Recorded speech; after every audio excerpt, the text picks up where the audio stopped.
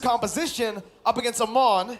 Thoughts? Okay, so a little bit of tankiness in there, just a little bit. But what I like about it is that if you put the opponent very low, and then you pop the Faramis ultimate, right? Eventually, your Oathkeeper passive is going to have a great time because everybody's going to be low after the fact. So you have your burst damage coming out from the far side. You have your sweeper from the Leomord. Eventually, the Brody will be a problem because unlike any other marksman, the Brody is not that concerned about the Benedetta getting in front of you because it's quite tanky. You can go for the stun as well. If you don't get outplayed by the Eye for an Eye, you're gonna deal a lot of damage and stay in team fights. So it kind of makes sense to me. However, this is a much better, well-rounded draft coming up from MDH compared to game number 1. I wonder if their team fight is as good as what the draft promises. With that said, ladies and gentlemen, we are at match point. Incendio looking to send MDH back home to Vietnam. But will MDH bite back? We have to take a look at game number 2. They have to bite back, right? It's now or never. If you're MDH, there are no more chances. This is it. It's knockout time. We're going to be trying to force the retribution, but already with the leash coming up from the carry, it will be no problem at all for the Amon. And so far, Incendio Supremacy have been clearing the way much faster than MDH. I wonder whether the first rotation will be. Seems like they are considering the purple buff, but knowing that the Faramis is going to be a problem, they will just back down. I feel like Farsa is a really strong early game, right? Your first skill or second skill basically do a lot of damage. You can easily shove the wave and then start to rotate. And to help her rotate even faster, there's always that wing by wings. And I really like how, Wolf, you're talking about they need a cleanup crew. Yeah. We're all thinking, you know, Assassin to go back to the backline, clean up, and then move away. Technically speaking, an Amon can only target one person to burst him down. Yes, there's some collateral damage with the ultimate, but I want someone that could consistently go in and clean up. Therefore, that's where the Leomord comes in. So I really respect what Incendio and Supremacy has done, but for now, it feels like a party happening at the bottom side. Oh, it's a lot of members from MDH. Yeah, man. Are they even like trying to concede the early turtle fight? This amount of people that they're deploying here, Nard might be there for the follow, but Apex 47 will not bite the bait. This is why the glue is meta. So oppressive, and with Rosa coming in, and Tienzi out of nowhere with the Phantom Steed just riding along, picking up first blood over in the XP lane. Yep, just picking up something that he is supposed to do. Basically, that's why I was looking for the cleanup, right? Incendio, what their gameplay is to burst people down and then leave it up for TNZ to clean it up. But now Joga is already landing down as much shots as possible on that turtle, looking to use the ultimate on top of someone. Right now, MDH has to try to forfeit, but oh no, it's enemy Apex walking the wrong way. Oh, those are the shards. He's going to be able to burst Apex down. Now TNZ caught, has the retry, picks it up, backs away. It's a kill, traded it over for the turtle. So Incendio Supremacy bought time because they know that without the purple buff, without the ultimate, Joga will not have that much presence in the turtle fight. White! Rosa with the airstrike is able to survive, out-damaging Need My Help, and Nart. What? Oh my god, that was crazy. That's the power of the Farsa, right? Basically landing down a feather airstrike right where he stands. But here go, another team fight. That's just the combo coming in. The torn apart memory is going to be able to take the gold laner down. Joga dumps in, but the damage is not enough. Rosa once again able to survive. Tienzi coming in, zoning Joga away.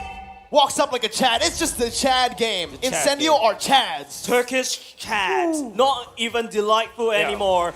And because of how Apex and how TNZ just set it up, Sunshine was able to absorb every single turret energy away. And Sunshine is definitely going to get more gold as compared to his counterpart. You cannot just be complacent if you're MDH. You always have to be on your toes because the moment that we saw the MDH just sniped that releasing their grip, bottom lane's already being pummeled down. Oh, that's a lot of damage onto Hehe. Sunshine gonna be able to pick up a kill here. No, my goodness, Sunshine finds it in the last second. It's a double kill for Need My Help. It's a better trade for MDH. And now, it does seem like in terms of kills, they're getting back into it. Rosa with another airstrike, forcing Need My Help to flicker out. I think you're trading a gold laner for a gold laner. I think it's still okay. Especially when, you know, Sunshine is only one death, right? And don't forget, Incendio is already, in terms of goalie, it's super ahead, especially after Sunshine just landing down the damage on top of the turrets. But let's take a look at the emblems. Anything that Wolf, what do you think is actually popping up for you?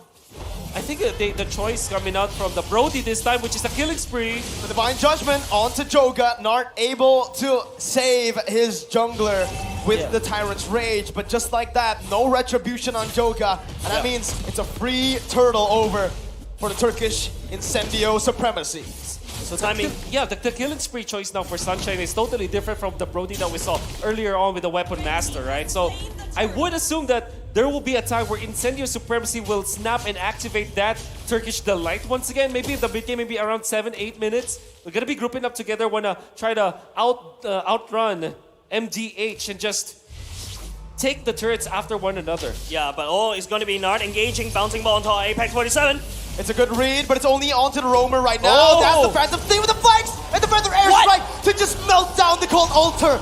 TNZ with the double, running Nart down. That's the bouncing ball to stop the engage. And Incendio just are happy with a 2 for 0. Backing up for a bit. Nart charging the Tyrant's Revenge, but Alien stops him in his tracks. Absolutely delightful, right? You can see the power of Leoma right there. Just counteract every single thing that what Need My Help wants to do. Looking at the items, already a Hunter Strike, already available for TNC. Not only just the fact that he's going to do a lot more penetration, he's going to have that movement speed buff in order for him to chase down any targets. It's all up to Nart to activate the bouncing ball at the right timing so that TNC doesn't have that follow-up. And that is why you saw the theory on Leomord, why it can be good against the Faramis, because what you do is that you chunk down your opponents with the Farsa, and when they activate the Cult Altar, they are going to be stunned up because their HPs are low. When the shield has run out, you actually stun them, which is, not going to be in favor of the Faramis users. And you saw the Oathkeeper just deal so much damage against the members of MDH after the Cult Altar is done. And it gave a lot of map control now for Incendio Supremacy. Now they're trying to push top. Yeah, they're definitely going to push top. Sunshine Nart is actually just jumping right in front of Incendio. He's gonna fall! Oh my god, it's a fadeaway! Nart gets a Tyrant's Rage, but it's all in desperation. Apex 47 is still alive and Sunshine picks up a double. It's a dominant game. Incendio are absolutely steamrolling their opponents. Incendio is just burning MDH alive, using Sunshine as basically like a siege unit as well. They are so greedy in this one, taking not only just the turtle, but also at the top side. They are so ahead, and MDH need to find some way with Nart, find a good engage, hopefully catching Sunshine. All right, what can they do, right? If you take a look at the replay here, Wolf, tell us what they could have done better, because it feels like Incendio are just so far ahead. They're under their turrets. They already have that condition. However, they were pincered. And Nart activated the ultimate quite too late. If it had been an early ultimate usage and just sacrificed himself, it could have been totally different. But MDH are not reading what INC is doing. They're not willing to sacrifice like the smaller pieces so that their late game comp can have a strength in the late game. Nart jumps in, but it's only to get poked down. Free turret, tier 1 taken down. TMZ with Phantom Steed chasing Joga down. No, what? Then the Sharks just did nothing. Holy moly. Nothing. How? Well, didn't even, it took a shield out, I guess. Yeah, just that's a big problem, right? The biggest amount of damage as an assassin was just nullified by one shield. That's how far TNZ is ahead against Radiant Armor. That's why. With the Radiant Armor as almost like a second completed item, there is no way Joga can find assassination on his counterpart. That's very smart if you think about it, because he knows that even when he's not an actual frontliner, Leomord is almost like a frontliner because you're always on the front. You're always trying to fight. Radiant Armor nullifies the Ghost Bursters as well as the damage coming out from Amon. Knowing that he will be in the front lines anyways, so that the others can set up, all he had to do was to sustain. Yes, he does have the Hunter Strike for the damage, but he'll be outputting a lot more attacks because of the Radiant Armor. Yep, and in order to, he can survive even longer, right? He's gonna stomp down MDH, Feather Airstrike going in. There was also a Lightning Chunk in as well. It's gonna be also the King trying to look for something. Looking for a Divine Judgment on the other side, and Sunshine just takes the kill. Just no counterplay there. MDH, they tried their best. Well, they did defend the tier 2, but it's all for a kill over to Incendio, and now they have full control of the Lord that just spawned. Maybe some miscommunications coming out from MDH is definitely not a good move coming out from King Sure, you have the Petrify. You can take out the Farsa, but with this amount of lead coming out from Incendio Supremacy, you'll easily be punished by your opponents, as we saw in the clash. I feel like the Benedetta right now, as we're looking at the Lord, basically giving absolutely free over the side of Incendio. I think what the King needs to do is what he's doing right here. Try to split push, try to create some pressure opposite of the map. But at the same time, it's also going to be MDH trying to look over, patrol around the map and try to sneak away turrets as much as possible. Blade of Despair already picked up by TNZ, together with the Hunter Strike. And the fact that MDH are just getting demolished by the damage output of both the Brody as well as the Farsa.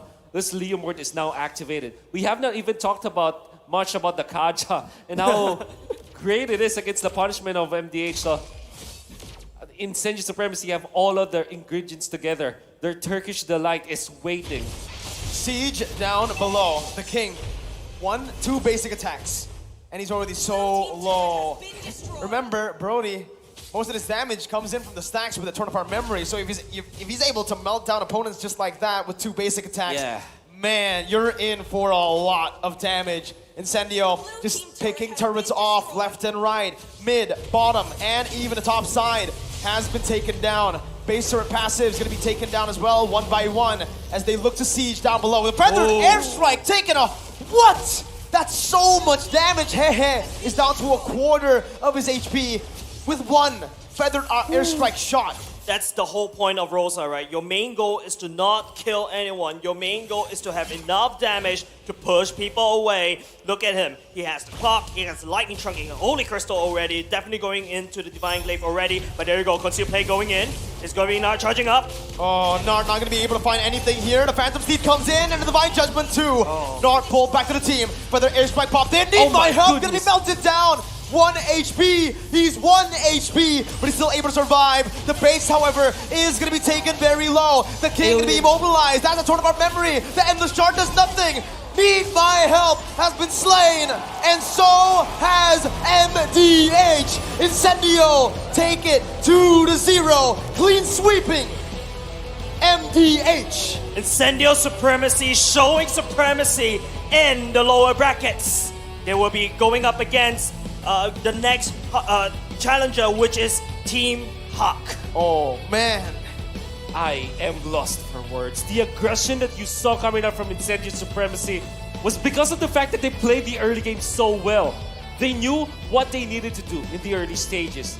They have found their openings in the turtle fights. They made sure that the bottom lane is not going to be stomped by the carry and the Faramis.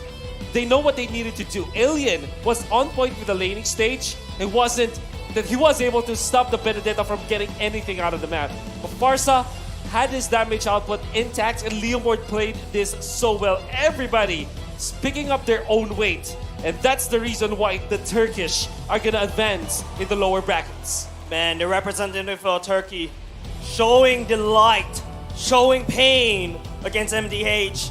It is really a tough game to watch if you're a MDH fan. But congratulations over to Incendio. They will be able to go up in the brackets. But I still want to highlight that part. That Amon Ultimate